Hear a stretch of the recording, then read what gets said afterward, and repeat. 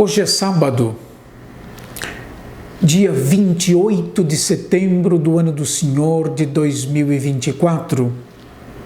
E o evangelho desse dia é de Lucas, capítulo 9, versículos 43 a 45. Naquele tempo, todos estavam admirados com todas as coisas que Jesus fazia. Então, Jesus disse a seus discípulos: Prestai bem atenção às palavras que vou dizer. O Filho do Homem vai ser entregue nas mãos dos homens. Mas os discípulos não compreendiam o que Jesus dizia. O sentido lhes ficava escondido, de modo que não podiam entender. E eles tinham medo de fazer perguntas sobre o assunto. O trecho do evangelho de hoje é o segundo anúncio da paixão, morte e ressurreição de Jesus. Nosso texto começa por declarar que todos estavam admirados com todas as coisas que Jesus fazia. A seção dos capítulos 5 a 9 terminam com o reconhecimento pelas multidões de que Jesus é um profeta. Mas no momento em que ele é reconhecido como profeta, tem início a rejeição de Jesus por parte das pessoas e dos representantes da religião de Israel. Jesus diz: o Filho do Homem vai ser entregue nas mãos dos homens. É o que os discípulos devem reter. Por isso Jesus diz a eles: prestai bem atenção às palavras que eu vou dizer. Essa chamada de atenção de Jesus significa que é exatamente isso que os discípulos não são capazes de compreender. O verbo grego utilizado aqui é agnoeo, que significa ignorar. E ele tem um duplo significado. Ignorar por não saber, ou então por recusar-se saber.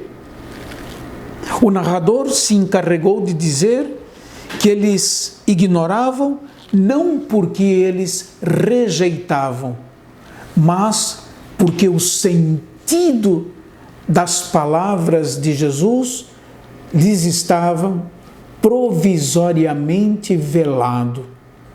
O Evangelho esclarece isso que eu acabo de dizer com essas palavras. O sentido lhes ficava escondido, de modo que eles não podiam entender. Após a ressurreição, Jesus lhes explicará que era necessário a rejeição, a paixão e a morte na cruz. É preciso, como eu disse no dia de ontem, esperar o capítulo 24 do Evangelho de São Lucas. É preciso fazer todo o itinerário, para depois, no final do Evangelho, termos respostas às perguntas que nós mesmos nos fazemos. É preciso não se deixar levar pelo entusiasmo, e menos ainda pela euforia. A vida é uma sucessão de êxitos e fracassos, de avanços e de retrocessos. Discrição e discernimento são as atitudes requeridas dos cristãos, requeridas de todos nós.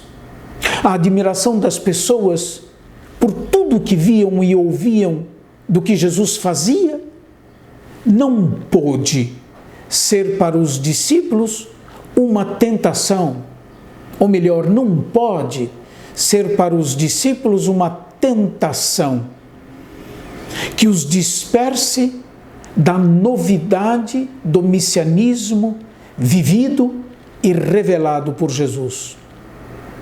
Por isso, Jesus põe os discípulos de sobreaviso.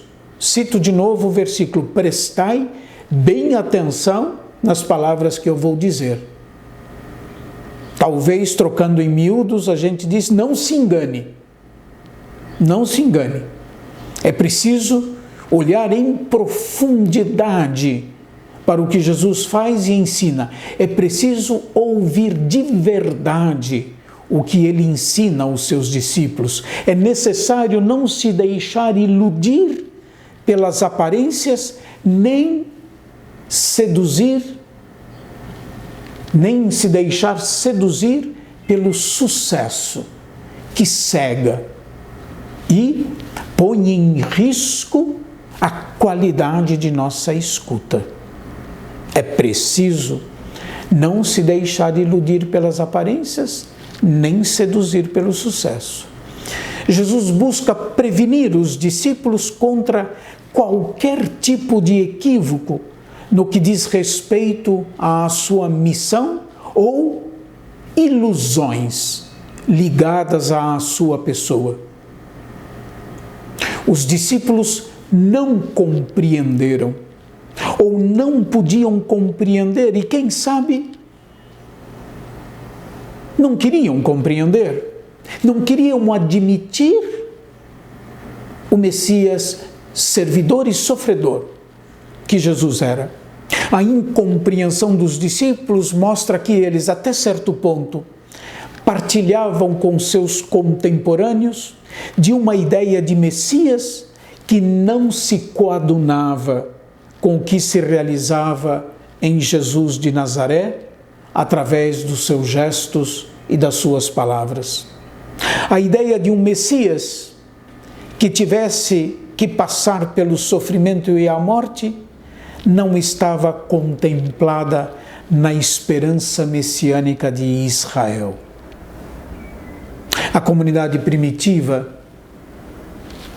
terá que fazer um enorme esforço para justificar diante do judaísmo o fato de Jesus, proclamado como Messias e Senhor, ter sofrido a morte dos desgraçados, isto é, a morte de cruz. Nós também, nós quereríamos um Deus que não sofre, um Deus que seja somente glorioso, somente vitorioso. Nós nos equivocamos. Deus sofre com o sofrimento do seu Filho. Deus sofre com o nosso sofrimento. Mas o sofrimento e a morte não são, nós o sabemos pela graça da ressurreição de Cristo, não são a última palavra da nossa existência. Deus abençoe a todos e até amanhã, se Deus quiser.